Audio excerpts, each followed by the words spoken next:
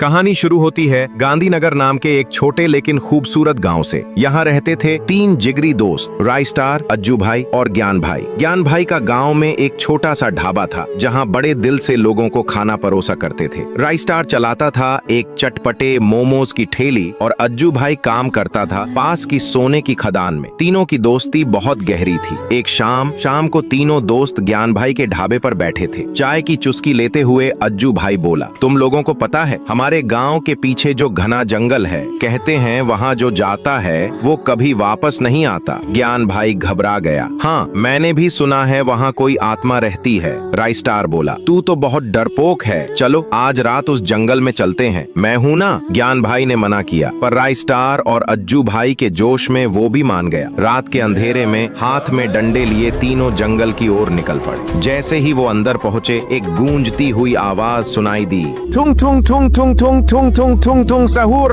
ज्ञान भाई घबरा गया। ये कैसी आवाज थी? राय स्टार बोला, चलो अंदर चलते हैं। थोड़ा आगे जाने पर उन्होंने देखा एक बड़ा पेड़ जिसके चारों ओर जड़ी बूटियां और चमकीले फूल थे। राय स्टार हंसते हुए बोला, ये देखो, जहाँ आत्मा की बात कर रहे थे वहाँ तो कुछ नहीं है। लेकिन तभी फिर वही आवाज आई, ठुंग ठुंग ठुंग ठुंग सहूर। अब राय स्टार बोला, लगता है इस पेड़ से आ रही है, काट डालो इसे। जैसे ही उन्होंने पेड़ काटा तभी उसमें से निकलता है एक सूखा लकड़ी जैसा जीव जिसकी बड़ी बड़ी आंखें और हाथ में एक भयानक छड़ी होती है। तभी उसे देखकर सब घबरा जाते हैं और घबराहट में अज्जू भाई से छड़ी चल जाती है जिससे वो सूखा लकड़ा मारा जाता है। राय स्टार दुखी आवाज में कहता है, ये तुम दोनों ने क्या कर दिया? हम तो बस देखने आए थे, लेकिन तुमने उसे मार डाला। अब भागो यहाँ से। फिर वे तीनों उस जंगल से रात को ही भाग जाते। दोस्तों, हमारा राय स्टार उस आत्मा को मुक्ति दिलाने में कामयाब होगा?